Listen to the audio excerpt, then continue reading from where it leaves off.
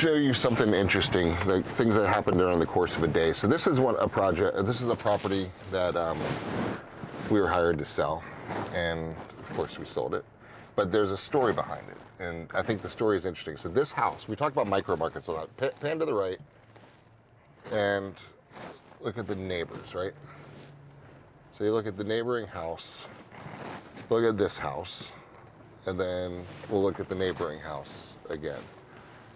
And this is like those games when you're little, which of these don't belong, right? And so this is what's going on in Madeira Beach. You're getting these smaller, older homes. Like keep it rolling just for fun. Look at that one. And then let's look at this one, right? What, really? So there's so much difference in the market. So this is not your standard tract home type real estate world. It's very, very, very strategic and very challenging. And these are all within a couple hundred feet of each other, right? They're totally different markets, totally different micro markets, unbelievably different. So that specific house we just pulled out from used to be a 3-bedroom, 3-bath, little waterfront house built in the late 30s, by the way. Is a cute little bungalow on the water. There's the beach right there, right? We're 2 blocks from the beach on a beautiful island, and life is good, right? So that one, you see us talking about the residences. That buyer was actually buying into one of our projects, right? And they wanted to sell that house in order to trade lifestyles from small bungalow to higher condo out of the flood levels and all those things. So what's interesting is that currently, they modified their lifestyle so it worked for them, and it's a 1-bedroom home. It's not even a 1-bedroom home.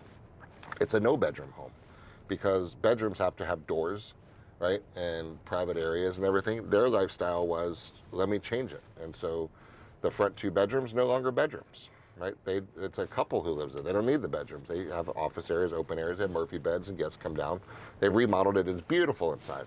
But it's now a 0-bedroom house, right? Which might sound great to you, or it might sound weird to you, but it is what it is. However, it creates a lot of challenges, because if you look at comps, how in the heck do you price a 0-bedroom house on the water? Right? It's a 0-bedroom, 3-bathroom house. Like, what in the world do I do? So it's beautiful, it's cute, it's unique. We put it on the market. We knew the target market. We pulled from the target market. A great family bought it from Tampa, the drive-to beach house, right? That's kind of what was perfect here. And their kids are of the age that they really didn't need private bedroom. It was the perfect scenario, perfect buyer at the right time, right? So selling, it's just one thing, right? Attracting the buyer is it's really, we've got the machines that run to do that, right? Getting the people to the door. And then it's about connecting with the buyers and understanding what they're really looking for, and selling that product versus every other offering that's on the market out there right now, because they have choices at the prices of $1.1 million, right? So for $1.1 million, you could go buy a lot of different things, right? And so you have choices. So from a sales perspective, it's what do you want?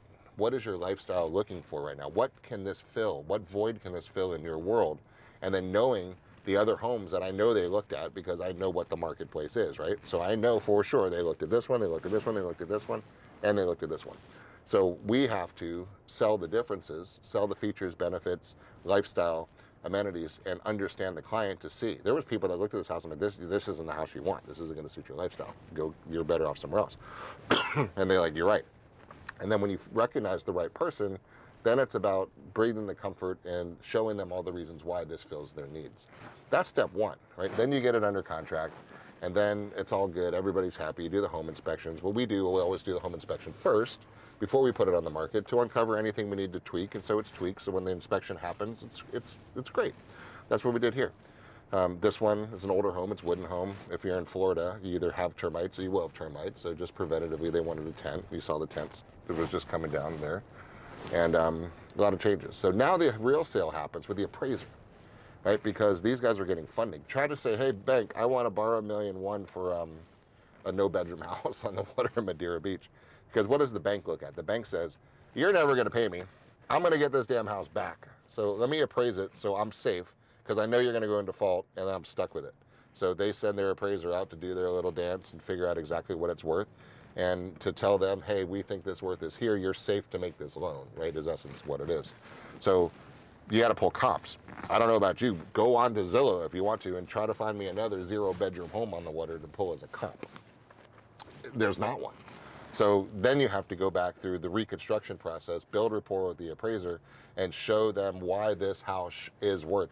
In paper, it's not, right? There's no comp that shows this is just like the one over on Oak Street. That was another 0-bedroom house on the water. Doesn't exist, right? So there's so many different things that go into the actual sale. The sale's just step one. It is all the different processes through. So we had to bring comps. We had to understand the area. We had to go price per square foot of the lot, the waterfront, the dirt value, plus the land construction value to build the case to show that it was worth what the list price was and what it actually sold for. And it's not easy, right? It takes a lot of knowledge.